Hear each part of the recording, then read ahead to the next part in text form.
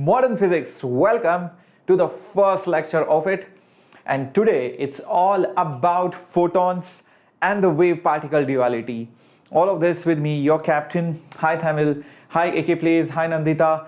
Nice to see you all. Good evening, all my lovely warriors who are ready to fight it out for your JEE, for your KVPY and all other competitive examinations. So what are we going to do today? So we are going to start. This is lecture number 1, modern physics, and this series is going to continue for the next 1 or 2 weeks, and we are going to complete the entire of modern physics, X-rays, atomic structure, nuclear physics. Also we're going to go to semiconductors, and also we're going to talk about communication systems. So you need to stay tuned. So in today's session, we are going to see the dual behavior of light. We're going to see what a photon is, the properties of photon, the energy, intensity, so many things. And then we are also going to see radiation pressure, force, and then we are going to end the class with de Broglie hypothesis. Lots of problems coming in. So stay tuned. Here is the first question coming up on your screen. Hi Dharni, Mani, hi Mohammad, hi Akash, hi Vemi Reddy. So let's see how many of you know about this.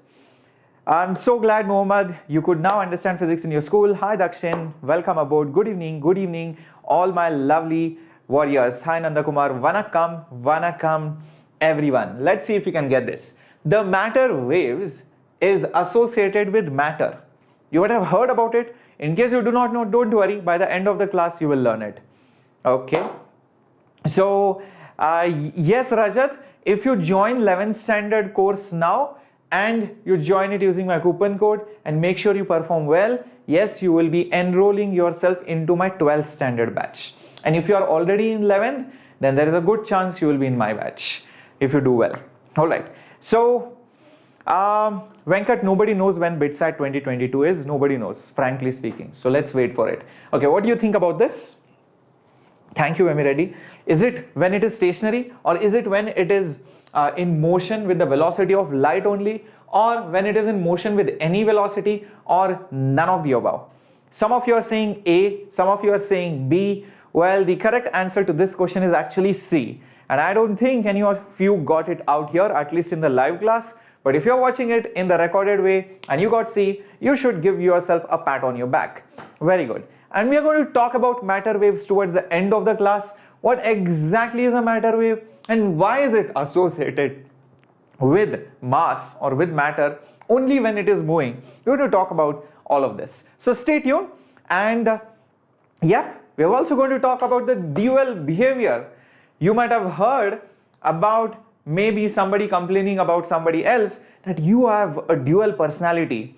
In front of teacher, you are all goody-goody, but the moment the teacher is out, then you show your true colors. Have you seen such people? Have you seen your friends or maybe your classmates? And if you have, please let me know in the chat box. Dual personality. Some people have even 3 or 4 personalities. In the home, they behave something else. In front of friends, they behave something else. In front of some unknown person, they are something else. In front of teachers, they are something else. So multiple personality disorder. So light also has this disease. So it sometimes behaves like a wave, sometimes behaves like a particle. And that's why we say it has dual nature. Happens every time, says Mani. Tamil says he himself. Oh my God. Okay, so looks like you guys are all goody-goody in front of me, or you're true yourself, at least on JEE Enthuse. Please let me know about that. Okay, so well, that's my personality out here. And if you want to see me out, my dual personality, that's on the Instagram platform. All right, so you can see a completely different Shreyas. Hopefully not. I don't know. You should tell me. Am I completely different on Instagram? Am I the same? You should let me know. All right. So I hope you have smashed the like button and also hit the subscribe button, because without that, you're not going to get the entire course of, modern physics, semiconductors, communication systems. And if you have already done that, if you are with us, I'm proud of you. Do change your display pictures as well. And to show your love and support, go ahead, smash the like button. It means a lot for me. And remember that here we are for true achievers. Here we are for all those students who want to keep faith in us and who want to improve in life, who want to do something better.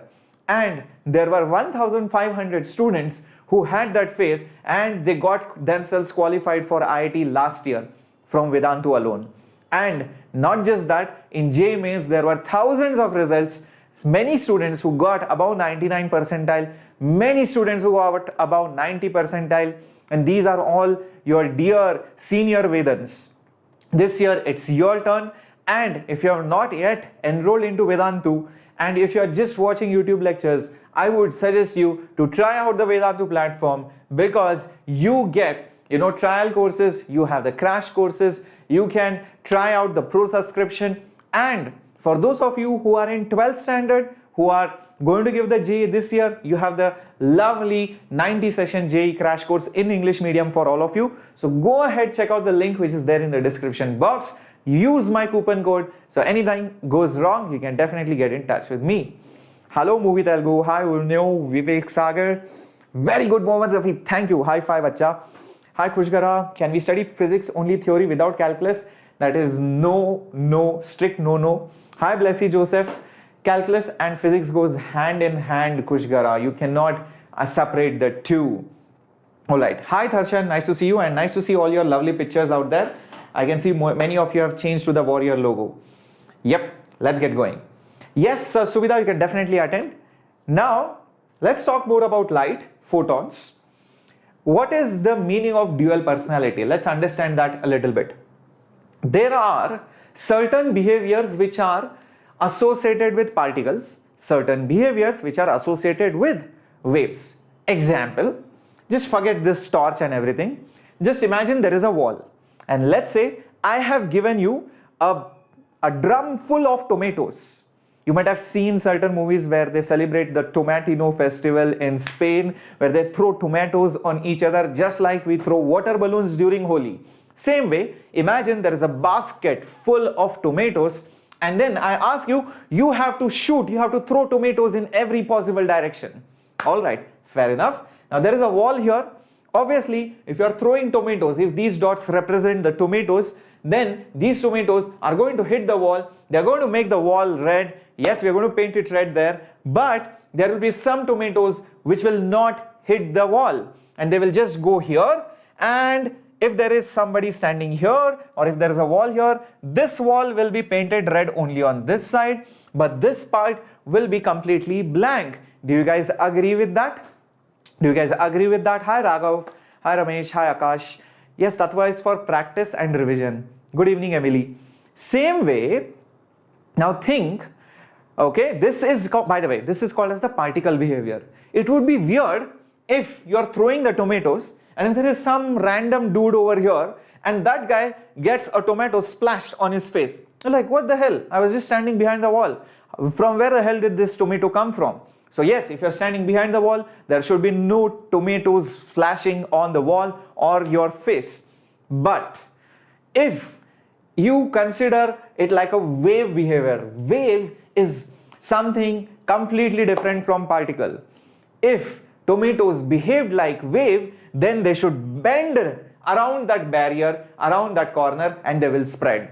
That's what happens when you talk. That's what happens when light passes through a corner. It spreads, which is also called as diffraction. If you're in a room, it's not necessary that the person only in front of you can hear, but if a person is standing behind a wall, he can also hear, not just because of reflection, but also because of the spreading of the sound. Understand that. So that spreading effect is associated with waves. Okay, luckily tomatoes behave like particles, at least in the Newtonian macroscopic world. I hope you guys agree with that. How to imagine the light travels? Yes, that's a very interesting, mysterious thing, Tamil. Yes, Ankit, that's diffraction. Good evening, Hemashri. Hi, Swati Shekhar. Welcome aboard. Now, there are times where light behaves like particle. There are times where light shows the behavior of waves. So, experiments like the photoelectric effect, Crompton effect. So, there are so many experiments which prove that light is a particle. It shows that light has momentum. It can exert a force. If you take a pellet, if you take a ball, if you take a balloon, if you take a tomato, and if you throw, it exerts some force when it collides with something. Even light, when it collides with some surface, it applies some force. So you will be wondering, sir, if I switch on the torch on somebody, will he feel some force, sir? Yes, he will feel the force, The force is very, very small, but it is there. Understood, my warriors? It is there, but it is very, very small.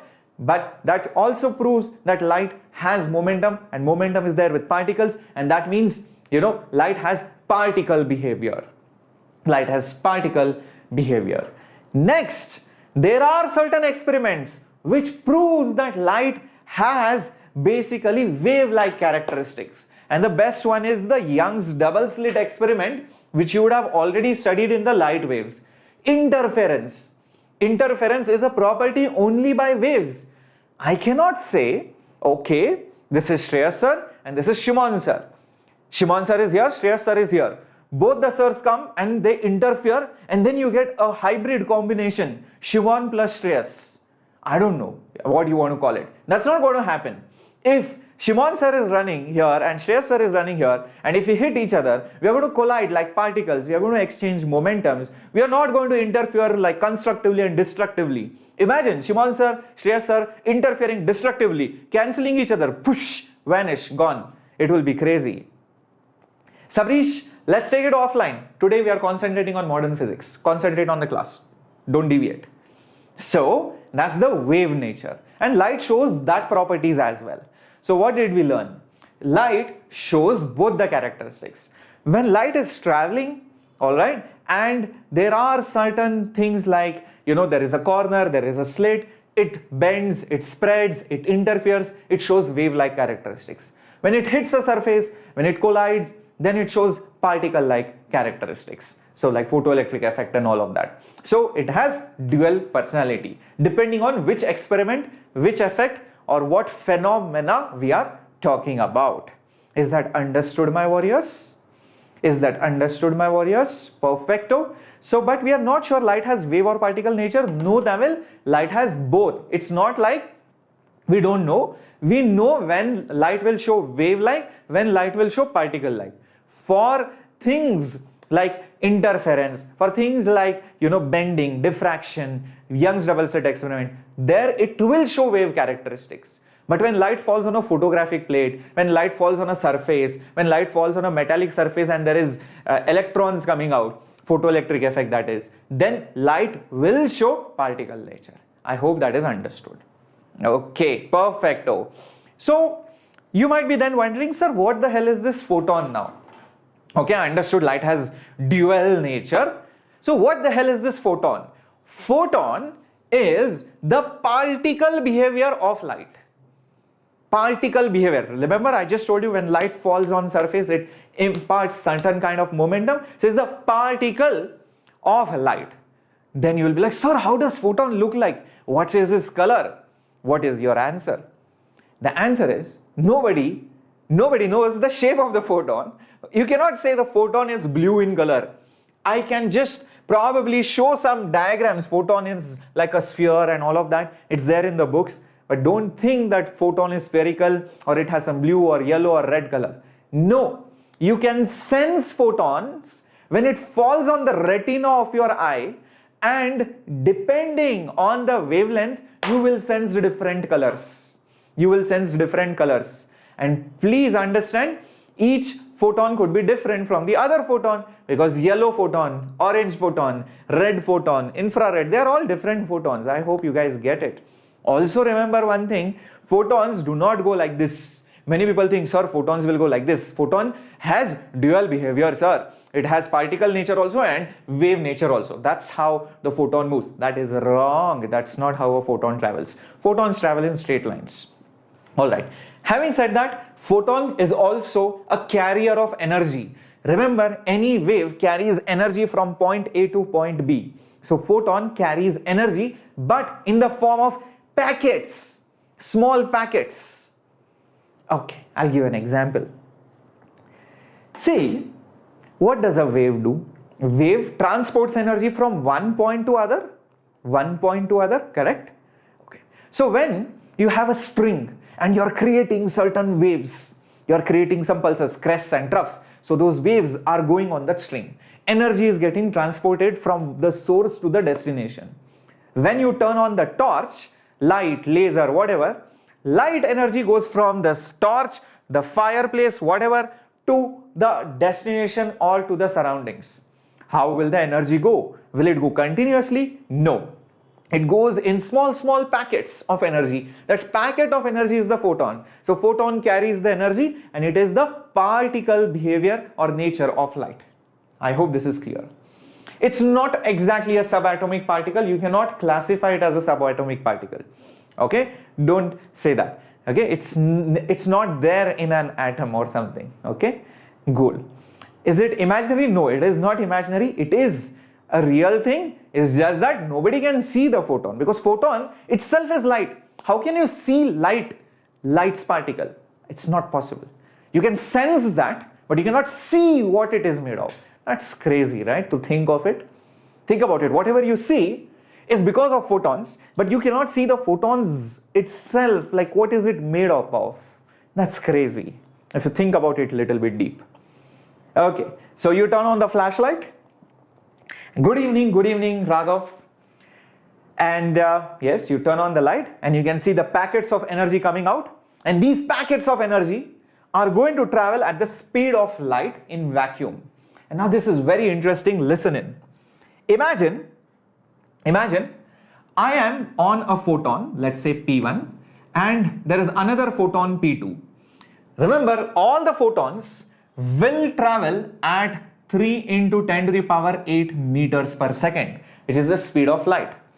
This photon will travel with C. This photon will also travel with C. If I ask you what is the relative speed, what is your answer? Come on guys, let me know. Hi Neeraj. How can we say photon travels from one point to the other without chasing it? See, imagine this, Chaitanya Reddy. If I turn on the torch, I know there was some energy created. And if I place some object here or some filter or some photographic plate, I know it will get affected. So something has traveled from the torchlight to my photographic plate, and that has to be the carrier of energy. That means it will be photon. Otherwise, the photographic plate or that filter will never be affected. Right. Is it zero, Emily? Is it really so? Think about it. Achyutan saying zero, KBR, Tamil, everybody saying zero. No, the answer is not zero. The relative velocity, the relative speed is still going to be C. It's crazy. It's crazy, right? I mean, that's the speciality of photon. But if you are in a train and your friend is also in a train, or both of you are in a bus adjacent to each other, moving with the same speed, relative speed is zero. But with photons, it's very weird. Photon speed measured from any frame, earth frame, sun frame, space frame, water frame, waterfall frame, train frame, bus frame, rocket frame, doesn't matter. It's always going to be 3 into 10 to the power 8. No negotiations in that. It's crazy. I hope this is clear. Ramesh, AC was completed long time back in December. Check out the Pathfinder playlist. It's done long time back. Yes, extremely non-intuitive. Then you'll be like, sir, what the hell is happening? I can't believe you are crazy. I am unsubscribing your channel. I'm disliking your video. I'm just going to run out. You are lying to me. No, I'm not lying. The thing is, this time changes. When you change frames, the time changes. The rate at which the time moves, the clocks move, they change, and that's why the speed changes. Well, that's into relativity, but just know this for a fact that the speed of photons is always the same, and that is because of time dilation, or basically the relativity principle which was given by Einstein. Keep this in mind. Next important thing, the energy of each photon. Each packet, if the frequency of that light is f, then each packet will have an energy of h into f. Let's say this wavelength is f1, so the energy of that packet will be hf1. If this wavelength is having some another frequency f2, then the energy of that particular packet or that photon will be hf2. What is f1, f2? These are the frequencies of each packet. They could be same, they could be different, I don't know. And similarly, I can have hf3, hf4, hf5, so on and so forth, depending on however photons are there. Yep. Can it change the speed due to the medium? Yes, Yoganandana. In medium, it will change, but in vacuum, it is always the same. Because we know speed of light changes in different medium. In water, refractive index, right? Okay, coming back. So what is the energy of a photon? The energy of a photon is h into f. You might be wondering, sir, what the hell is this h? H is nothing but your Planck's constant. So this h is your Planck's constant. Okay, Planck's constant, and the value of this constant is 6.6 into 10 to the power minus 34. You can check the units. H will have the units of energy and frequency has the units of per second. So when second goes over there, joule second. So it will be basically having the unit of joule second. That's what the value of H is equal to. Some books also try to manipulate this formula in a better way. You can write frequency as c by lambda, because we all know that speed is f into lambda. Speed of light is frequency into wavelength. So you might as well write frequency as c by lambda. So you can write this as c by lambda. This is also fine. This is also the energy of photon. The next property of the photon, photons is the energy of, the photon is the energy of the particle and it has no meaning at rest. That means you can never find a photon at rest. Think about it. Think about it. You cannot find a photon at rest. Reason being, think about it. If you travel at the speed of light, then again you will see the photon traveling at the speed of light. So you can never catch a photon at rest. I hope this is clear. Yep, I don't think you can get the photon at rest. So there is no meaning of what is the mass of the photon, because you can never find the photon at rest. And there is a concept which says that, again, that is a relativity concept, which says that whenever you will see that the masses are moving, the mass actually changes. That's again relativity. It's crazy.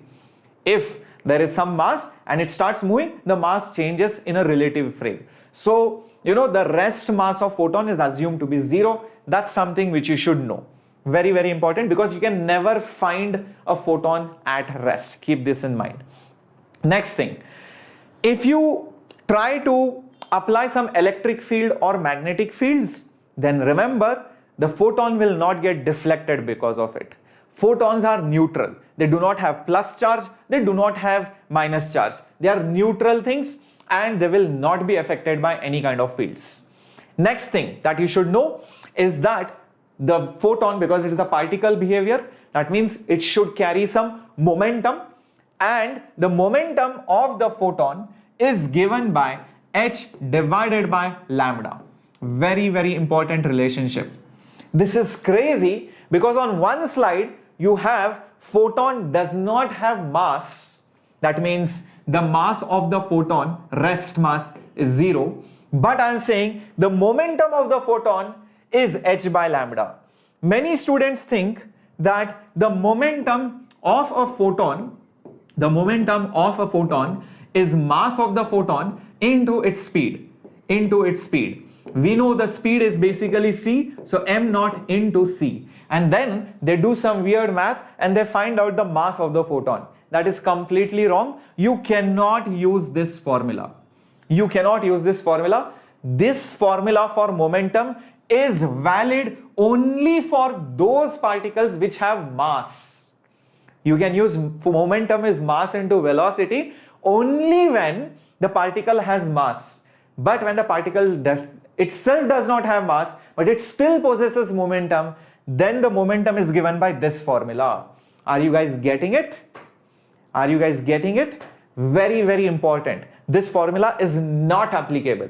So this formula, mass into velocity, is only valid when the particle has mass, but photon does not have mass. So use this formula, h by lambda. Keep this in mind. All right. Moving ahead to the next one. Yes, we have a question coming up on your screen. Let's see how many of you can solve this. Okay. So particle-like behavior of light arises from the fact that each quanta of light has definite x and fixed value of y, just like a particle. Here, x and y refer to what things? Come on, my warriors, think about it. Hi Rohit C, welcome aboard. Hi Ringatan Kandan, come on, join in bachalo. Come on, figure this out. What do you think should be the appropriate x and y? This is like a fill in the blank kind of a question. The particle behavior of light arises from the fact that each quanta of light has a definite dash and has a fixed value of dash, just like a particle. Here, what do you think these are? Okay, Rohit saying, Emily, Anish, all of you are saying C. SJ Graphics saying A. Okay, Yogananda saying D. Vaishnavi going with C. Hi, Meghanandari Guru, welcome aboard. Akash going with D. Yes, looks like you guys are correct. Energy and momentum. It's not frequency or energy. Remember, a particle. Okay, a particle. Okay, let's see if I can get this. Oops, it won't come. Okay, it came. Okay, so a particle in motion. So a particle in motion, what does it possess? It does not have frequency. It has momentum. And what else does it have? It also has energy. So just like a particle, just like any other particle, the photon, which is the particle nature of light, it has energy and momentum, frequency and volume and shape. These are all the things for different things, but not particle. Shape, yes, particles do have shape, but shape of a photon is not defined. Volume of a photon not defined. Frequency, yes, but that is a wave nature. So it doesn't make sense. Frequency, shape, volume, there is no meaning to that for particle. I hope this is clear. Okay, so frequency is there with a photon, but it does not tell you about the particle characteristic. Okay, here we have, what is the energy in electron volt and momentum in SI units of a quanta of light having the wavelength as 6200 Armstrong? Interesting question. Yep. Yes, Emily, the particle of the question was very important. Let's try and solve this question. What is the energy in electron volt of a quanta of light? What do you mean by quanta of light? Quanta of light means nothing but photon. And the question is asking us what is the energy in electron volt. I just told you the energy of a photon in electron volt is 1240 electron volt divided by, okay, divided by, this is nothing but lambda, but that is in nanometers. Correct? That's what I told you. Now here the wavelength is given, but that is in Armstrong. 6200 Armstrong is nothing but 620 nanometers. Everybody agrees with that? It's nothing but 620 nanometers. Remove one zero. Perfecto. Let's start doing this question. I hope this is clear. Now let's try this out. 6200, because 6200 into 10 to the power minus 10, one of the 0 will go, so it will become 10 to the power minus 9. So that's why it will become 620 nanometers. So let's try this out. What will we get? 1240 divided by 620. This 0 goes. This is nothing but 2 times. So this is nothing but 2 electron volt. Let's see how many of you have got this. Let's see how many of you have got this, my warriors. Check this out. Have you got electron in electron volt? 2 electron volt. Very good, Anish. Excellent.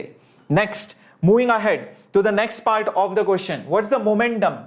I just told you momentum is h by lambda. But I can also play around with this a little bit. I'll tell you how. I can write this as hc by lambda divided by c. I just multiply and divide by c. The moment I do that, hc by lambda is nothing but energy of the photon. That's the standard formula, hc by lambda, and divided by the value of c. That's it. Now this becomes easy because I have already calculated the energy of the photon to be 2 electron volt. So this will be 2 electron volt divided by c, which is 3 into 10 to the power 8, but this is meter per second. Now I cannot leave it like that. I need to convert it into SI units, obviously. So this will become 2 electron. Electron is nothing but 1.6 into 10 to the power minus 19. And here that will become coulomb into volt, which is basically joules. And this is 3 into 10 to the power 8. And this is nothing but meters per second. And 2 into 1.6, that's 3.2. And you have 3 from here. Take the 10 to the power 8 on the top. You will get that as 10 to the power minus 27. If you rearrange the units, obviously it's momentum. So it has to be kg meter per second. Now 3.2 by 3 is roughly 1, approximately 1 point something. You don't have to worry about it, but approximately can I say it is 10 to the power minus 27 kg meter per second. That's the momentum of that photon. Do you see how extremely small it is? It's extremely small. That means you will not feel it unless there are too many in number. So let's check up the answers out here. Yes, 2 electron volt and roughly speaking 10 to the power minus 27 kg meters per second. Beautiful question to give you a sense of how much small the energies and how much small the momentums are with a photon. Moving ahead to the next one. Perfecto. Very good. I hope you guys are getting some confidence, and if you guys are feeling confident about this chapter a little bit, then please go ahead and smash the subscribe and hit the like button. Lots of lectures, lots of theory and lots of problems to come. The next property is all about collisions. Remember, photon is a particle nature of light, and what do particles do? They can collide, hit, exchange momentums. Same thing even photons can do. When photons hit something, they will transfer the momentum, but the total momentum will be conserved. In chemistry, Wasim sir would have told you one thing. When the electrons are revolving around the nucleus and suddenly you see that the electron gets excited, that means it would have absorbed a photon, and that's why it gets into the higher energy state. If it was in a lower energy state, suddenly it gets excited into a higher energy state, and from a higher energy state, if an electron jumps into a lower energy state, then it will emit a photon. I hope this is clear. Correct? Now, once you realize this, you will also appreciate the fact that the photons themselves may not be conserved. Photons in this universe may not be conserved, but the total momentum, the energy of the photons is conserved. Think about it. If a photon goes and hits an atom and the electron absorbs it, once it is absorbed, it's not like the photon is sticking on that electron. No, it's absorbed its energy. So the electron will go to higher energy state. So that's it, the photon has been destroyed. And when the electron jumps back, a new photon is created by the loss of energy of that electron from the excited state. So photons can be created and can be destroyed. So the photons are not conserved, but the photons, when they hit, they will transfer the energy, they will transfer the momentum. So the total energy is conserved. So this simulation exactly shows you that. Look at this. If the photon passes without hitting the atom, then nothing happens. But if the photon gets absorbed, then the speed changes. It has absorbed its momentum. So, photons follow the law of conservation of momentum and energy, but number of photons, they may not be conserved. Emily, my class timings will be usually at 7 o'clock. And if there are changes and if I take more classes, obviously, yes, you will get those notifications when you hit the bell icon, number 1 on YouTube. Number 2, there is a Telegram link which is there in the description box.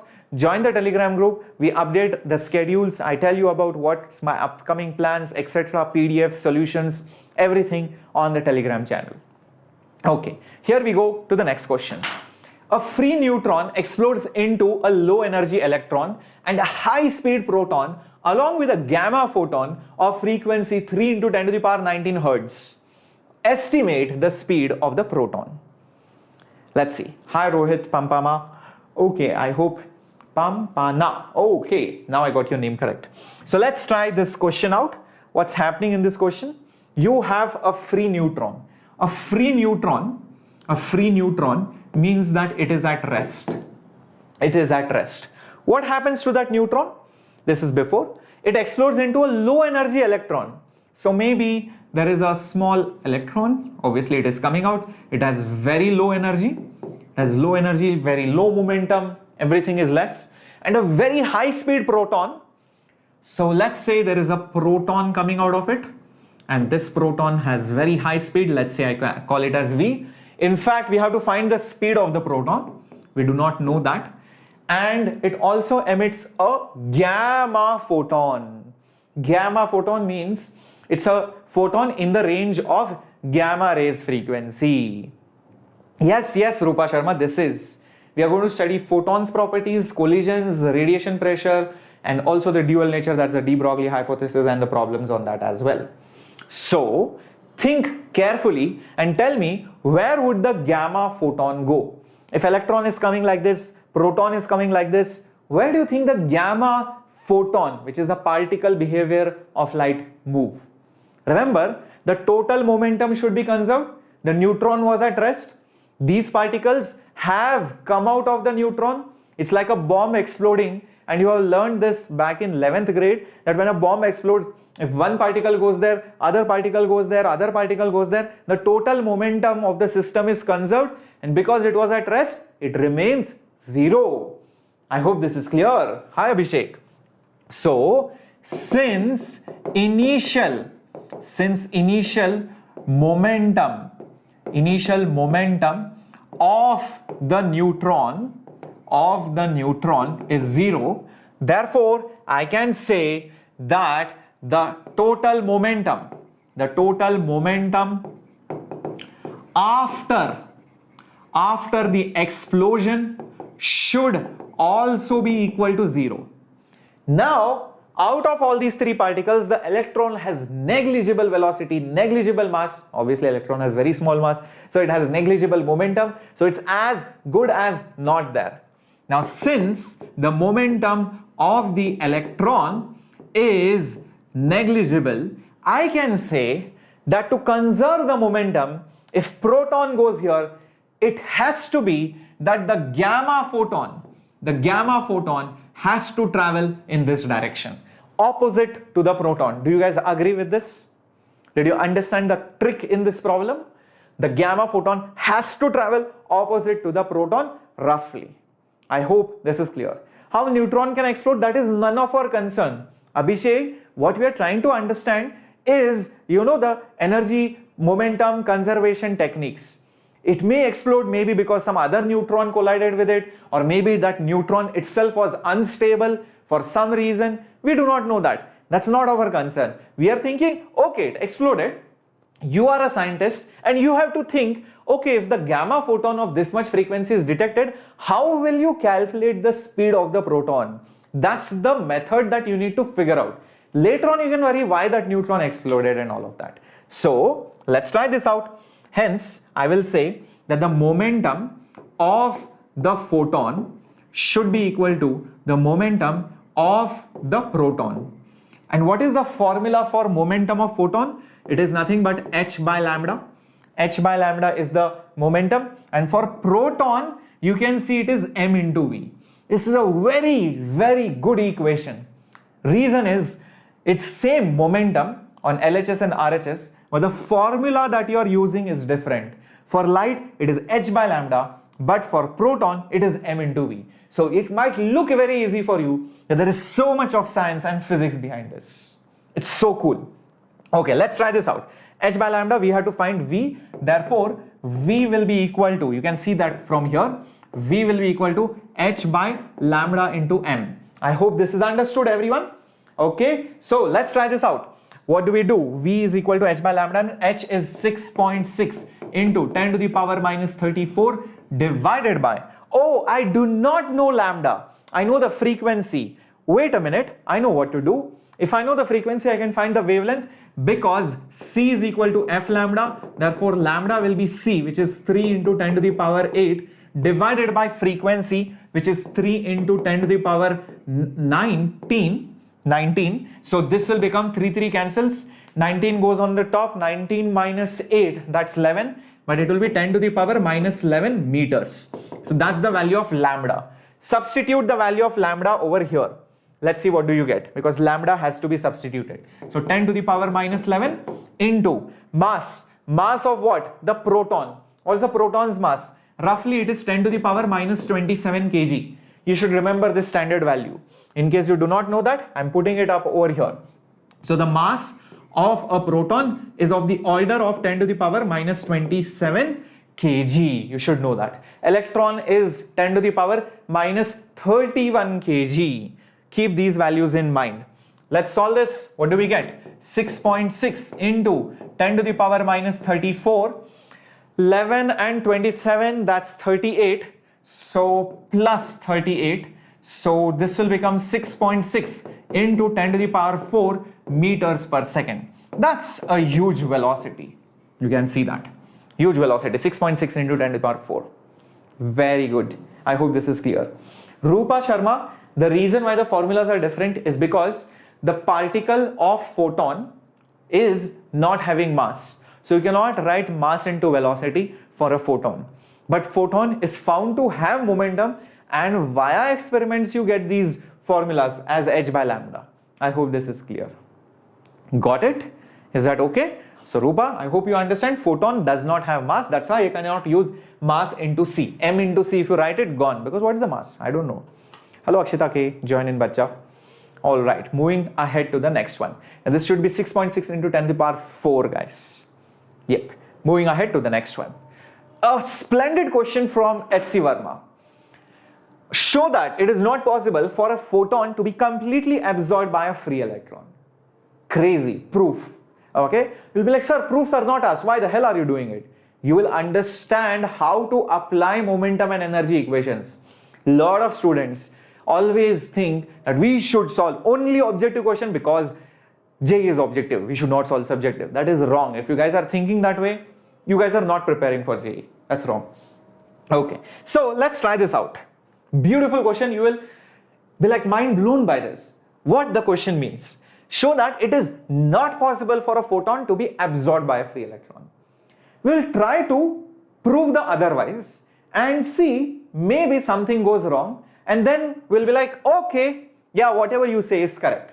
This kind of technique is also called as proof by contradiction. Proof by contradiction. That means you contradict the given statement. So here, what am I contradicting? I am going to say that it is possible. So if it is possible, how will the diagram look like? Fair enough. So I have an electron. It's a free electron. That means it is at rest. And here I have a photon. Okay, here I have a photon, and that is coming and hitting that electron which is at rest. This is obviously before anything happens. Now the photon gets absorbed by that electron. Do not think that it is like a collision where the photon sticks onto it. Remember, when it gets absorbed, it's indirectly saying it is destroyed. But the photon will have some momentum, so it will transfer it to the electron. So that electron will definitely move with certain velocity. I hope this is agreed. This is the situation which is going to be there after the collision, after the absorption. Everybody understood this? Wow, very good, Gautam. Thank you so much. Now look at this. This is one interesting proof. You are going to love it. Let's conserve momentum and see what do you get. So by conserving momentum, let's see what do you get, because momentum is obviously always conserved. Photon has a momentum of h by lambda. That's standard. Electron is at rest, so 0. Momentum of the electron is mass into velocity. Fair enough. So from this, I just get m into v is h by lambda. Nothing great as of now. Okay, I can also conserve energy. So let's do that and see. So by conserving energy, let's see what do I get. Initially only photon has energy, and how much energy does it have? hc by lambda. Electron is at rest, so no energy is equal to, the electron starts moving with certain speed, so it has half mv square velocity. Agreed? Okay. Is this elastic or inelastic? Achyutan L, this will be considered as an inelastic collision because it gets absorbed in it. Okay, it's like sticking onto it, but as such there is nothing sticking over there, but you can think of it like a inelastic, perfectly inelastic collision. Achyutan. Okay. Now here it is. Let's play around with this a little bit. I can write this as hc by lambda is equal to mv. I can see mv here, but there is one extra V, so I'm just going to write it as half mv into V, and this part, this mv part, I'm going to grab it from here and substitute, and let's see what do we get. I will get hc divided by lambda is half, and I will have h by lambda into V. Now I can clearly notice this h gone, this lambda also gone. So I will be left with, take this 2 over here, V will be equal to 2c. V is equal to 2c. Something's wrong? If something's wrong, think about it. Think about it. If something's wrong, obviously everything is wrong. How is this even possible? You should be shocked. You should be shocked looking at it. It's not possible. That means where have we gone wrong? We have gone wrong in our assumption. And what was our assumption? By contradiction. So our contradiction is wrong. Our contradiction is wrong. Hence, the given statement is correct. This is not possible. Nothing can travel with a speed more than light. Even a photon can't travel. Hence, this is wrong. I hope this is understood. Hi, Ankita. Hello everyone. Yes, Abhishek, I think I also posted the answer for the quiz on my Instagram account just few days back. So you can probably check out my quiz, highlights. It's there in that. I posted the answer. All right, perfecto. Yep. So moving ahead to the next property. I hope you guys are enjoying this session. How can the transferred energy be greater? Not transferred energy, speed. Speed cannot be more than the speed of light, obviously. So that's how it is. Okay, now the next property of photon. Intensity of the radiation, we are going to define it. Remember, you always talk about the intensity of light or intensity of the radiation. What is the meaning of intensity? Intensity is nothing but how much energy crosses unit area per unit time. That's all. That's what intensity is. So just imagine you had a surface maybe like this. Okay, let's say this surface has some area A, and let's say there is some energy which is cutting through this area because that light is traveling, and let's say I want to define this intensity. So how do I define the intensity of that light? It's very simple.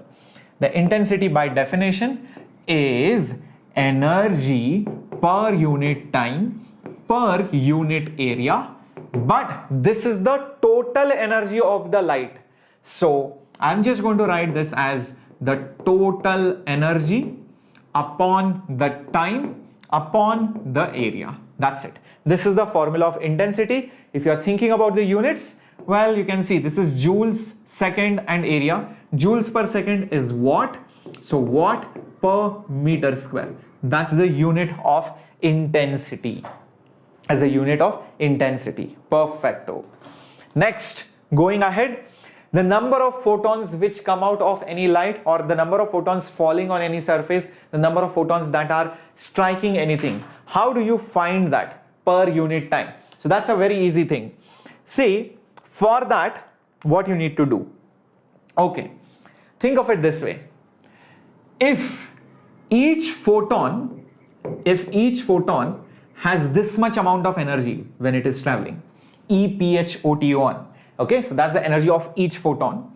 So each of that photon will have that much energy, and I am interested from any given section, how many photons cut through, how many photons are passing through that unit area or whatever that section is. Okay, how to do that? Simple. First thing, how much energy cuts through it per unit time? What is the total energy which cuts through it per unit time? That total energy that cuts through it per unit time will be energy of each photon into the number of photons, that will give you the total energy upon the time. Think about it. The total energy which passes by through any section will be energy of each photon into the number of photons passing through it upon the time for which you are measuring it. Everybody gets it? Yep. Tamil, I am completing the chapter before this month, bacha. Before Valentine's Day, you will be free. You can go around, okay, on Valentine's Day freely. All right. Next, look at this. This n by t is what I want.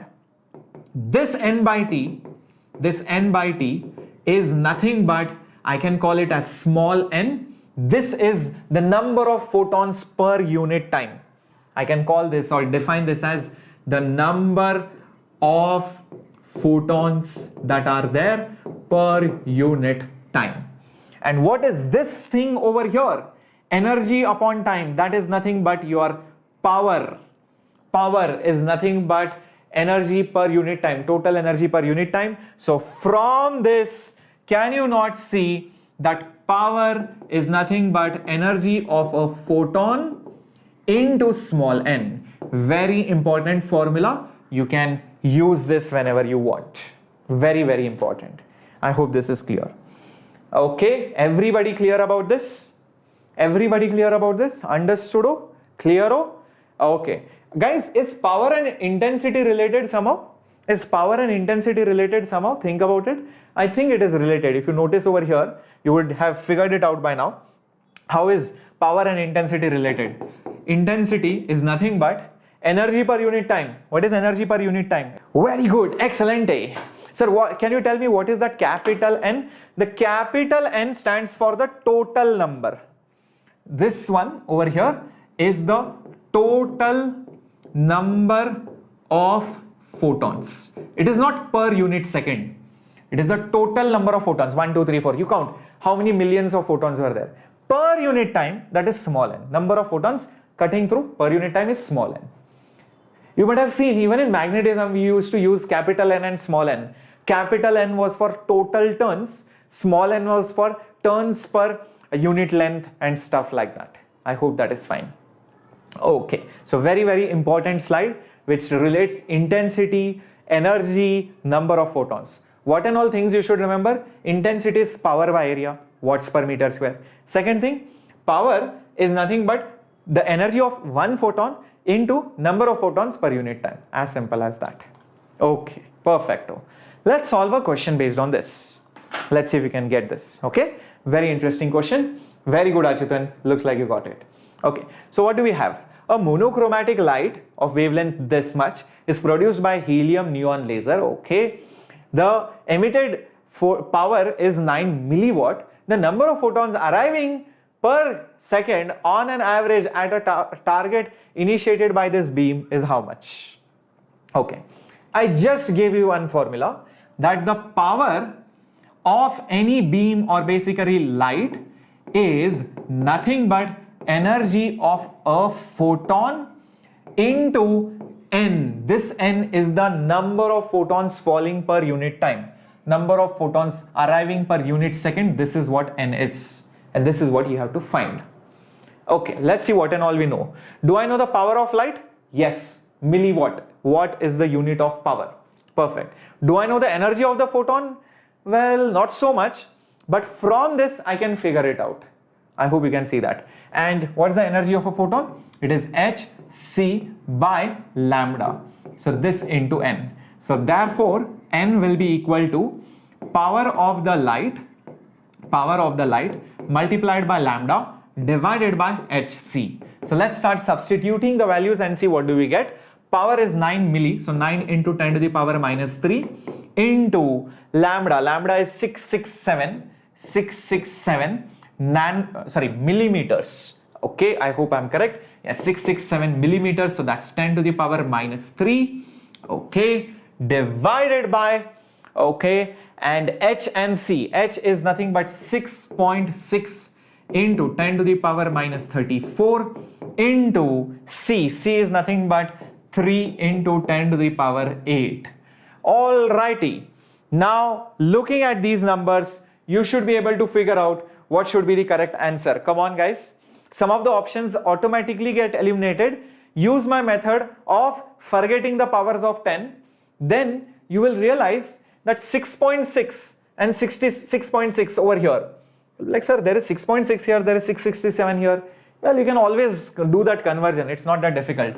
You can write this as 9 into 6.67. 6.67.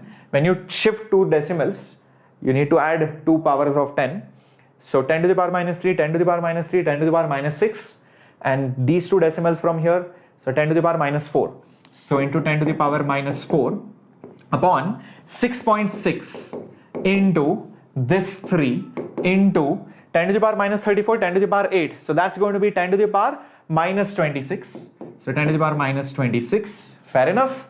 Now these two roughly cancel. 9 by 3 is 3. So it should be roughly 3. So obviously this is wrong. This is also wrong. Now out of these two, which one is correct? Now I have a feeling this was not millimeters. This was supposedly nanometers. But I think it is a printing mistake. I think, because or else none of the powers will match. I think this was a nanometer.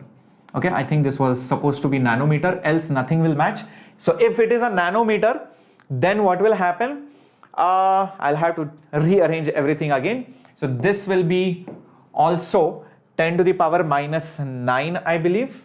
Lambda will be 10 to the power minus 9. Okay, and then if I do the math, 10 to the power minus 9, 10 to the power minus 3 is 10 to the power minus 12.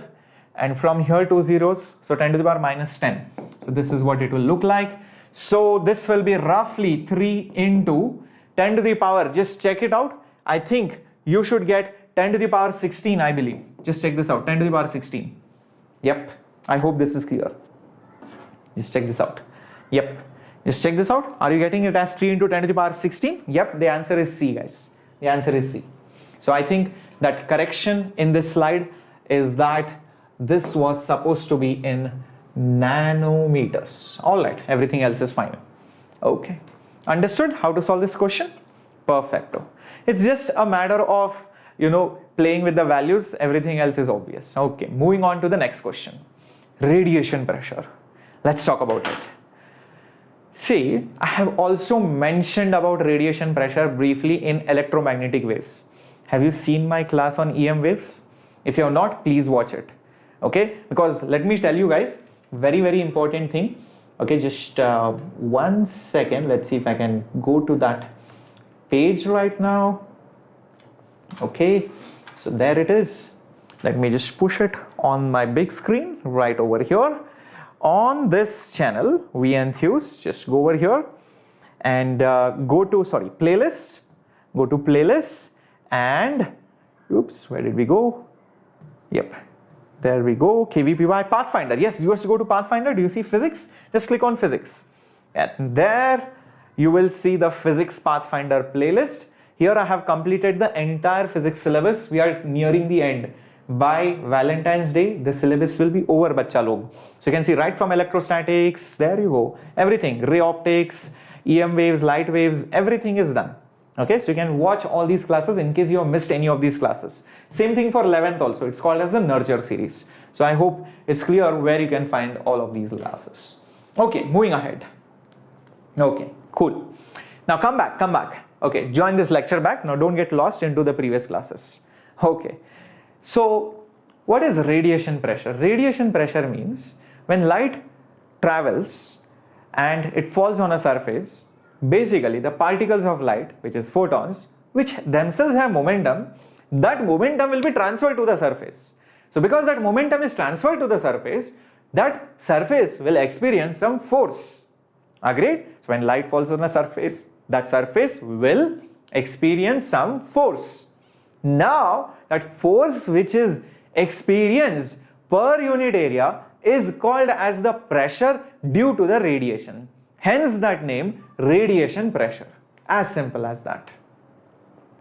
Tamil, I'm just kidding, bro. That's all.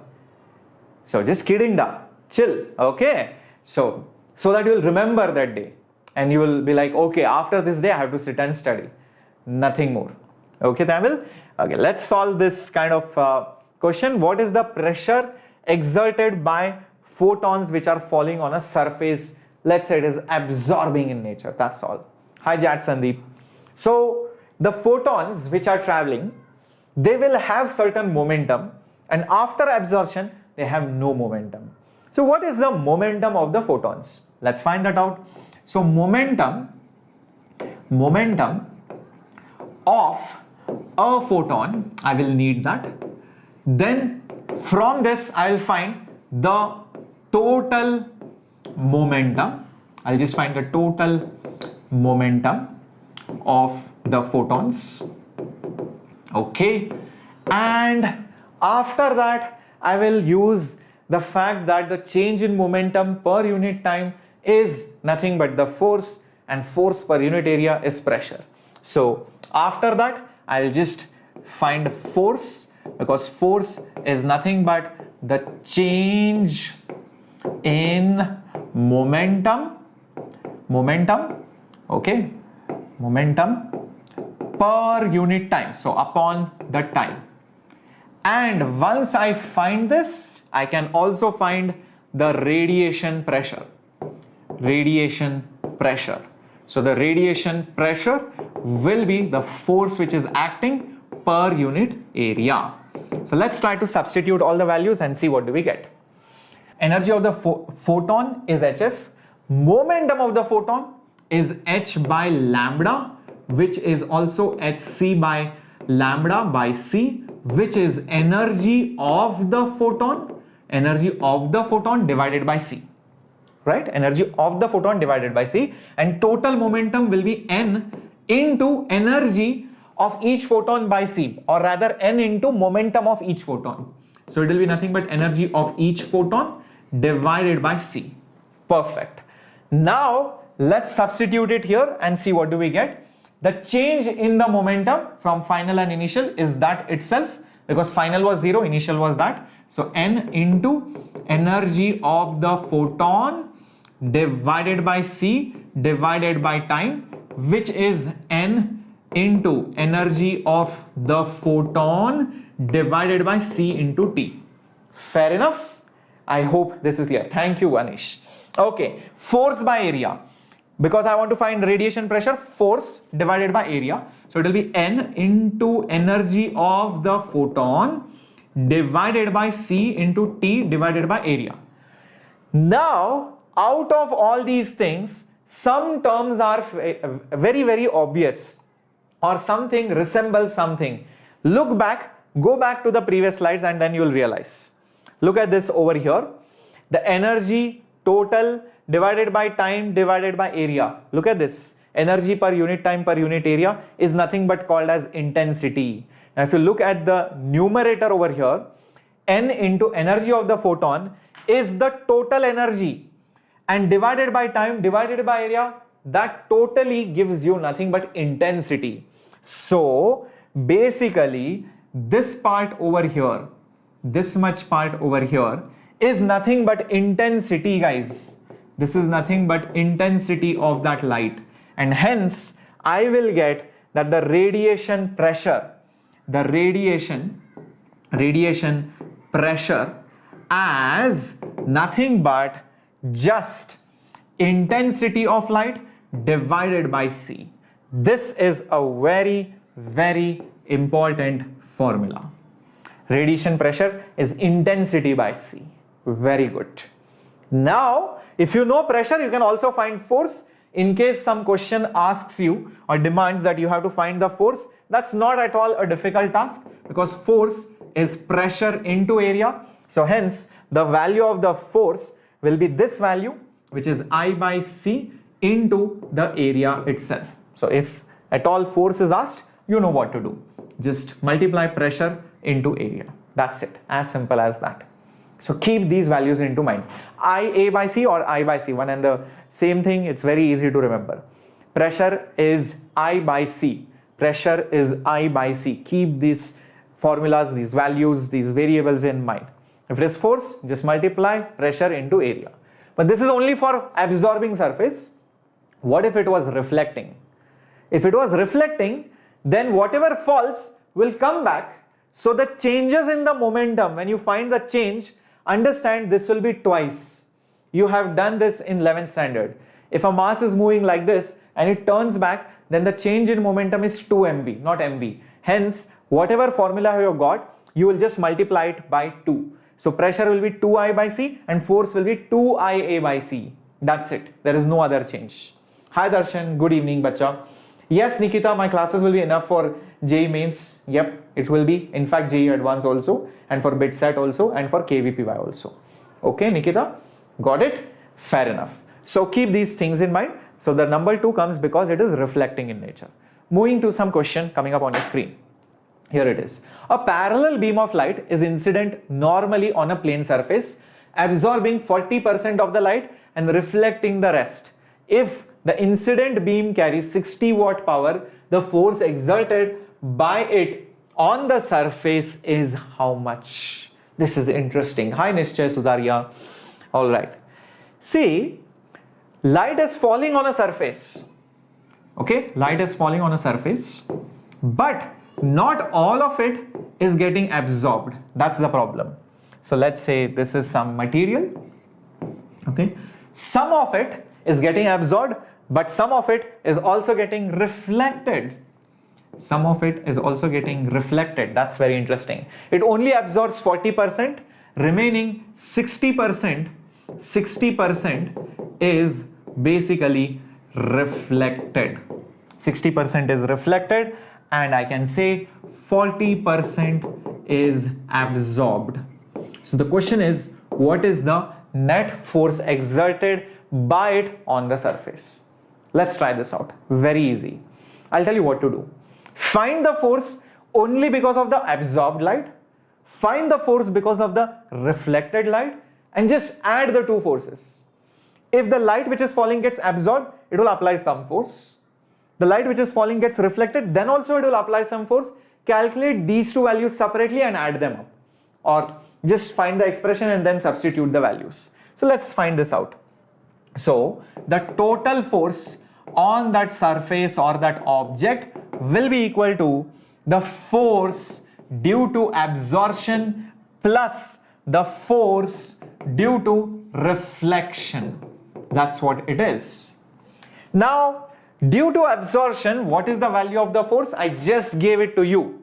Due to absorption, the value of the force is IA by C. Remember, I just gave you force due to absorbing surface is IA by C. So just substitute IA by C, but not the entire intensity. How much is absorbed? 40%. So only 4/10th of I into A divided by C. That's what it is. Understood why this 4/10 has come? Because 40% or 4/10 of that intensity is getting absorbed. Next, plus the reflected one. So for reflected, remember I just told you it is 2IA by C. Remember I just gave you 2 times comes because change in momentum is twice. So over here it will be twice of the intensity which is reflected. How much intensity is reflected? 60%. So put a factor of 6/10I into A divided by C. This is what is needed. I hope this is clear. Everybody understood? If it makes an angle, then only consider the normal component, Yogananda. Don't consider the component which is along the surface. So there could be a question where light is falling at an angle, only consider perpendicular components. I hope this is clear. Yep. Yes, Achutan. It will. Definitely. Now, going ahead to the next part, let's figure this out. Now, IA is common, 10C is also common. Let's see what do we get. You can see this is 2 6 are 12, 12 plus 4, that's 16. So 16 IA by 10C. And one more thing, intensity is not given but power is given. So intensity into area, what is it? It is power. So this will be 16 by 10C into the power. Keep this in mind. Okay, because intensity into area is nothing but power. I hope this is clear. Now rest is very simple. So this 10 and 16 goes. So divided by 2 is 5, divided by 2 is 8, and then substitute the values. So 8 into power. What is the power? It is 60 divided by 5 into speed. Speed is 3 into 10 to the power 8. Okay, so do the math and see what you get. So this goes 12 times, this goes 4 times, 8 4s are 32. So 32 into 10 to the power minus 8. 32 into 10 to the power minus 8. So it will be 3.2 into 10 to the power minus 7. Yep, that's the answer. 3.2. Option, yes, option B is correct. I hope this is understood. Yep. Is this the last chapter, Vignesh? Chapter wise, yes. Lecture wise, no. Actually, not even chapter wise, because there is there are two more small teeny mini chapters like semiconductor and communication remaining. That will be done like within 2-3 days. Don't worry about it.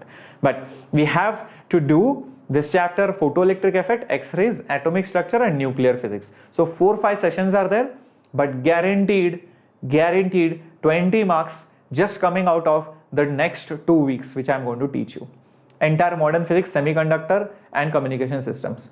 Minimum 4 to 5 questions, guys, guaranteed. Okay, let's move on to the next one. The radiation force experienced by a body. The radiation force experienced by a body exposed to the radiation of intensity I, assuming the surface of the body to be perfectly absorbing is. This is a conical body. Look at how the light is going. The question is, how much force is exerted? Now this is crazy. Reason being, imagine if this is our conical surface and if light is falling at different points, okay, then each point on that surface is making different angle with the rays of light. So it looks like a crazy problem, and maybe some integration is also involved.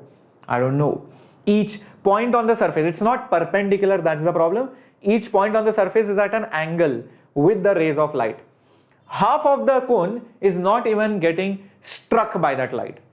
Remember, only the front part is struck. The part which is behind is completely dark. There is nothing which is striking it. Only light is coming from one side. I hope this is clear. Now, the question is, what's the force? I have got an idea now. Okay, the idea is this, and this will work many times. Trust me on this. Just imagine, just one second. Yeah, just imagine if you had a surface like this, and let's say some light rays were passing through that surface. Now I give you another surface, but it is inclined such that the projected area is the same. This surface is making, the green one is making some angle theta, but the projected area, the shadow of that area is the same. Think why the shadow is the same. If light were to come like this on the red rectangle, the shadow will be a rectangle. Got it? Now this green surface is tilted. Actually the green area is more. But if you drop a perpendicular from here, it meets here. If you drop a perpendicular from here, it meets here. So the shadow of the green and the red part will be the same. Do you guys see that? Do you see the shadow of the green and the red part is the same, guys? What does it mean? What does it mean? Come on, think about it. It just means that the number of photons passing through the red and the green are the same. Do you guys agree with that? The number of photons passing through the red will be the same as the number of photons passing through the green surface. So the momentum that they carry will be also the same. The force that they carry will also be the same. So the force on the red and the green part will be the same. So that means what? The force, if it is same, that means instead of the tilted area, take the flat area. So as long as the shadow is the same, the force is the same. That's what you get to know. As long as the shadow of two surfaces are the same, the force which it experiences is the same, because the same number of photons will cut through both the areas. So the trick to be used over here is that the projected area technique. So just calculate the projected area. So the force on the projected area is the force on the actual area. It's the same. Okay, these two will be the same because the projected and the actual area are the same. So what is the projected area of a cone? Isn't it obvious? It's going to be a triangle. And what kind of a triangle? Think about it. What kind of a triangle? The height will be h and the base will be 2r, because the diameter will be 2r, so the base will be 2r. So that's it. So find the force now. It's very simple. So the value of the force, which is going to be I A by C, it will be I by C. Area is nothing but, what is it? Half into base into height. 2 cancels. So I'm left with I RH divided by C. So that's the value of the force. Done, done, are done. No need of integration, no need of complex maths. That's it. Hello Nishu. Kulapapi, there will be at least 4 or 5 classes, right? Okay, I just mentioned about it.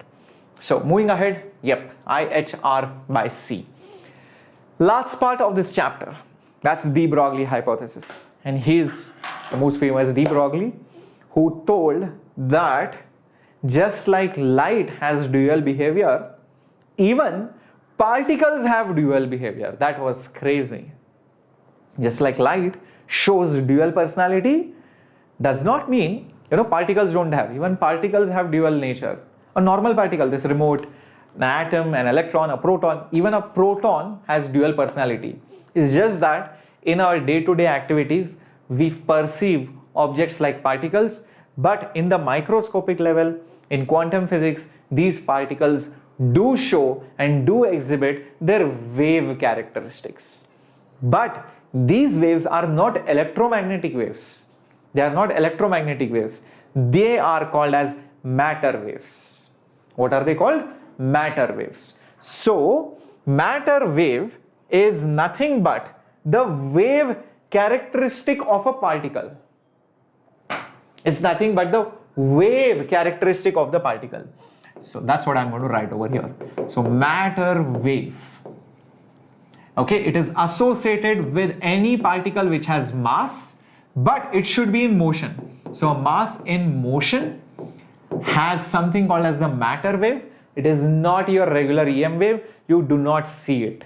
And a lot of people think, sir, I know what it is. A particle in microscopic nature, the particle goes like this. So if I see an electron going like that, yes, that's a wave. No, that's not what it is.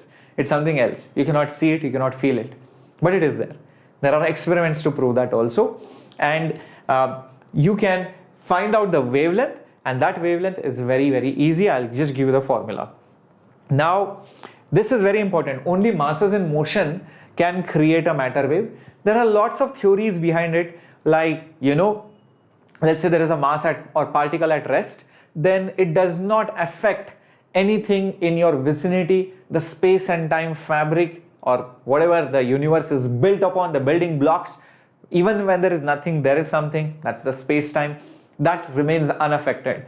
But when the particles start moving, then they create ripples on this curve or this curvature, and those are basically the matter waves. And matter waves are non-mechanical waves. So yes, interesting, matter waves are created because of matter, because of particles, but they don't need medium to travel. It can travel in empty space. So it's basically kind of a non-mechanical wave. So they can travel anywhere, and you don't have to worry about those properties and all of that. But for now, understand matter waves, they can travel around even without a medium. Okay, fair enough. Now, what is the wavelength of that particle? That's what de Broglie said. He said, if for light, which is usually a wave, the momentum is given by h by lambda. This lambda is the wavelength, and p happens to be the momentum of the photon. This is for light. Then de Broglie suggested, let's invert this and let's conduct experiments and see what happens. And his hypothesis was correct. And basically, when you invert this and put this as lambda, this is h and this is p. This now is the momentum, not of light, but of the particle. And this lambda is not the wavelength of light. This is called as your de Broglie's wavelength. This is your de Broglie's wavelength. Sometimes it is also called as the wavelength of the matter wave. Wavelength of the matter wave. It's the wavelength of the matter wave. Then this relationship also holds true. Let me just block this off. It's just the same thing, just switch the places around. That's it. But the thing which you should keep in mind is this. This momentum over here of the particle is mass of the particle into its velocity. Very, very important. Okay, this is not your any random momentum. This is your original momentum which you learnt back in 11th grade for masses. So it is mass into velocity, but this P is not mass into velocity. I will just repeat over here. This P over here is not mass into velocity. Keep this in mind. I hope this is clear. I hope this is understood. Thank you so much, Saujanya, Arpit, Nikhil, Jiva. Light wave also don't need medium, Nishu, Pushpa. Yes, it does not. Yes, thank you so much. Will we get the PDF? Yes, you will get it, Nishu. You will get it in our Telegram channel. Just join our Telegram channel, you will get it. It's there. In fact, all my notes are also there. So you can even watch this lecture like a movie and you can concentrate on what I'm doing. And yes, all what I write over here will be available. Don't worry about it. Okay, so I hope the difference is clear. Now, more often than not, you might not be given the momentum, but you will be given the kinetic energy.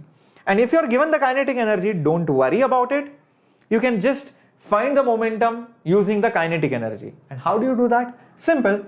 Remember, kinetic energy is nothing but P square by 2m. This is for a particle, and therefore P will be equal to 2mk, and you can put this under the root. And then you can use this over here. Okay, you can use this over here, obviously. It's the same thing. I hope this is understood. Okay, how to become a physics teacher? Number 1, you should love physics. Okay, number 1. Number 2, you should love teaching. Okay, you might know physics, but if you don't know how to teach, then you cannot be a physics teacher. You might know how to teach, but if you don't know physics, then also you cannot become a physics teacher. That's all. These are the only 2 things. And apart from that, the most important thing, fine, you should know how to teach. And one aspect of teaching is you should like students' improvement. You should like the students' success. You should love the students loving you back. You should love the students, doing greatest things in their life. You should be happy about, students doing better than you. I become very happy when I find students doing better than me. I do not think, oh my God, why is he doing so nicely? Oh, he should not do nice. This is not correct. When I was a kid, I was not this good. Why should he be so good in life? No. If that's your mentality, then you cannot be a teacher. In fact, you should be like, oh my God, I could not do this when I was a kid. I could not do this when I was a student. This guy is able to do it. Maybe I should just push him a little bit more. He will do much better. That's the quality of a teacher. I hope this is clear.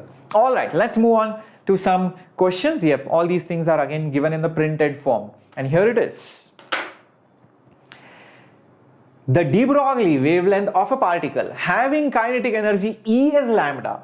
How much extra energy must be given to this particle so that the de Broglie wavelength reduces to 75% of its initial value? Interesting. Let's see. Thank you so much, Ajutan. Thank you so much. What about its potential energy? Yoganandana, potential energy will be of different kinds like gravitation, electrostatic, spring, etc. Those formulas you have learned separately. Photon does not have potential energy. Photon just has energy. There is no kinetic or potential. It just has energy. That's all. It's not in split form. This much is kinetic, this much is potential, nothing like that. Yes, 12th is easier than 11th if you understand 11th easily. Yes, correct, true, Nisha. Thank you so much, Sam.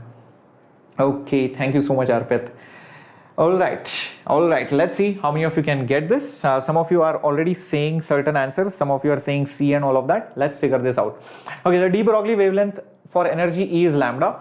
Now I just told you that lambda is h by p, and I also mentioned that momentum is root of 2m into the kinetic energy.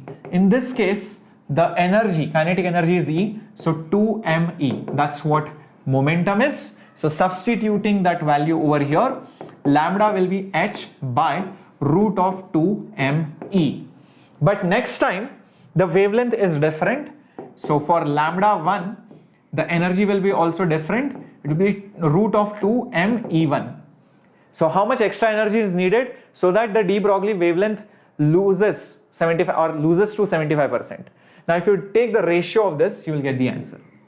Just take the ratio, you will get the answer. It's nothing great. So lambda 1 by lambda, lambda 1 by lambda, h is same, 2 is same, m is same. So it will be nothing but root of, you will have E1 below and E on the top, because they are inversely related to each other. You can see that lambda and E1, they are on different sides. If one is in the numerator, the other is in the denominator. So inversely related. The wavelength reduces to 75%. That means lambda 1 by lambda, this lambda 1 by lambda is 3 by 4. If it was 100 before, now it comes to 75. 75 by 100 is 3 by 4, 3/4. 75% is 3/4. That's why 3 by 4 has come here. This will be E by E1. So square it. So 9 by 4 will be E by, 9 by 16, sorry, 9 by 16 will be E by E1. So E1 will be 16 E by 9, and therefore from this, because I wanted change in energy, it will be 16 E by 9 minus E, which will be 16 minus 9, that's 7, so 7 E by 9. Okay, let's see if we have this as the correct option. Option B should be correct. Let's see. Yep, it is correct. There we go. I hope this is clear. Moving on to the next question coming up on your screen. There is an alpha particle and a proton, and they are accepted from rest. I think it's not going to be accepted. It was supposedly accelerated. How can you accept a photon? It was accelerated. It was accelerated from rest by a potential difference of something. After this, the de Broglie wavelengths are lambda alpha and lambda p. Respectively, what is the ratio? Interesting. Okay, let's try to understand what is happening. So there was an alpha particle and a proton. That means there is a particle with certain mass and certain charge. You accelerate it with certain potential difference, it will gain certain velocity. Once it gains certain velocity, obviously there is some wavelength associated with it, and that lambda is h by mv, which is also h by p, which is what I have been telling you. So the question is, what is the ratio of their de Broglie wavelength? Reason being, masses will be different, charges will be different, because one is alpha, one is proton. So let's try to arrange this equation in its most fundamental form. That's what I'm going to do. Because I don't know the momentum, I know the mass and the charge. So get the expression in mass and charge from. Okay, let's see what we can do. Therefore, lambda will be h by, momentum is root 2 mk. So root of 2 m into kinetic energy. Where do they get the kinetic energy from? By the accelerated potential difference. Accelerating potential difference. So what will be the value of that kinetic energy? The value of the kinetic energy will be the potential energy that it will get from the potential difference. And what is the value of the potential energy? The value of the potential energy will be the charge into the voltage difference. Charge into the voltage difference. So I have found the value of lambda into its most fundamental form.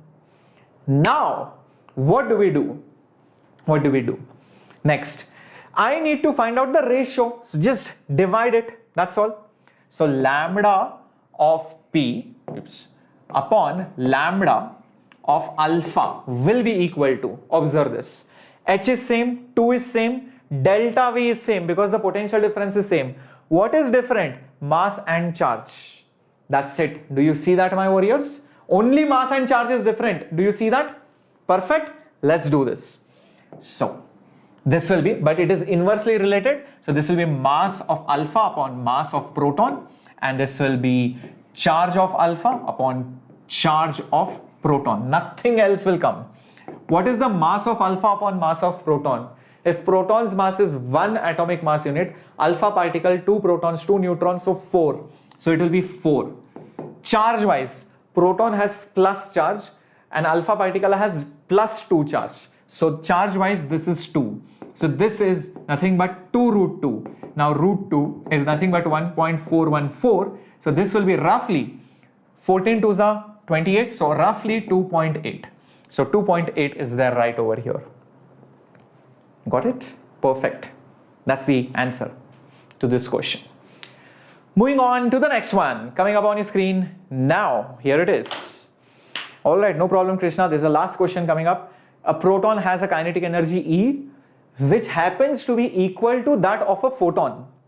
The proton's energy E is same as that of a photon's energy. The wavelength of the photon is lambda 2. The wavelength of the proton's wavelength means the matter wave's wavelength is lambda 1. What is the ratio? Lambda 1 by lambda 2. Beautiful question. Let's try to do this. Just don't get confused between photon and proton. They both are tongue twisters. And there I go. Wow. So let's try to do this. For a proton, what can I say? The wavelength is lambda 1. So lambda 1 will be h by p. And p is nothing but root of 2me. That's what it is. That's lambda 1. Similarly, for a photon, so for a photon, lambda 2, because that's what is given, for the wavelength of the photon is lambda 2, is, I can say, it's related to the energy. And how can I relate the wavelength to the energy? Like this. Observe. Energy is hc by lambda. This is lambda 1 lambda 2, of course. This is lambda 2. So rearrange this. Lambda 2 will be nothing but hc divided by E. Perfect. Now the question is lambda 1 by lambda 2. So let's find the ratio. So we have to find the ratio lambda 1 by lambda 2. Lambda 1 is this value. So h divided by root of 2me, and lambda 2 is this value. So it is hc in the denominator and E goes on the top like this. Now this h and h will cancel. Root E and root E will also cancel. So I'll have root of E on the top and rest is c over here and root of 2m as it is.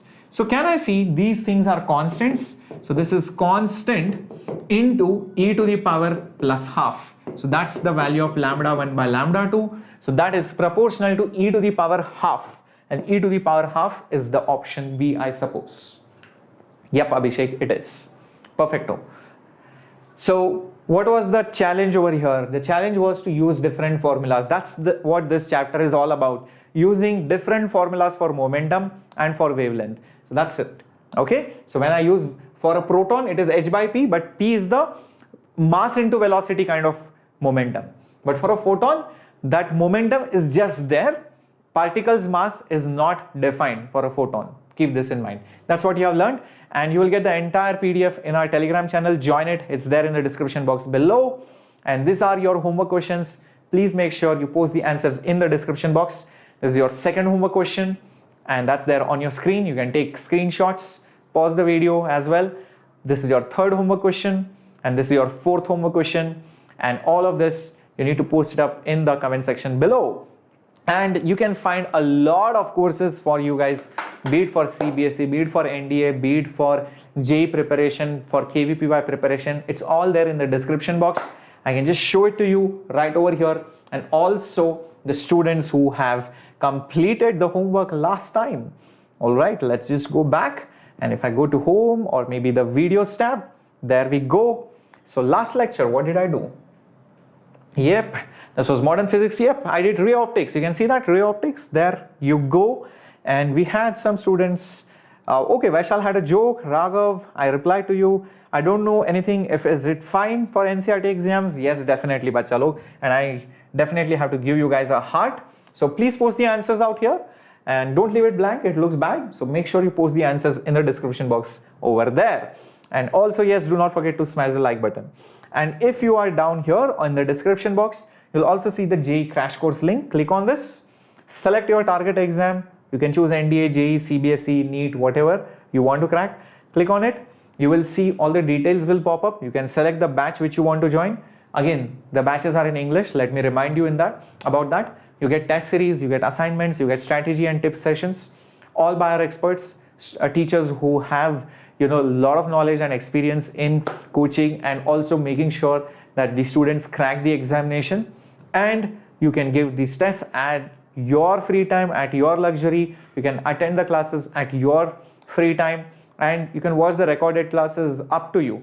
You will get the notes, everything.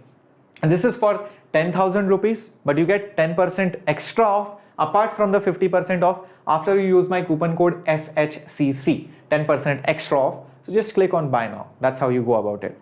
Hoping to see you, because not much of time left before the actual date is announced and the examinations start, especially the first attempt. So make sure you join it for a very affordable price. 90 sessions for 9,000. That's 100 rupees per session. In fact, more than that, because you get test series and assignments as well. So thank you very much for tuning in. It was a lovely session indeed. Take care. Bye bye. This was your captain, Shreyas, and hope to see you in the next class on photoelectric effect. Take care. Hasta la vista.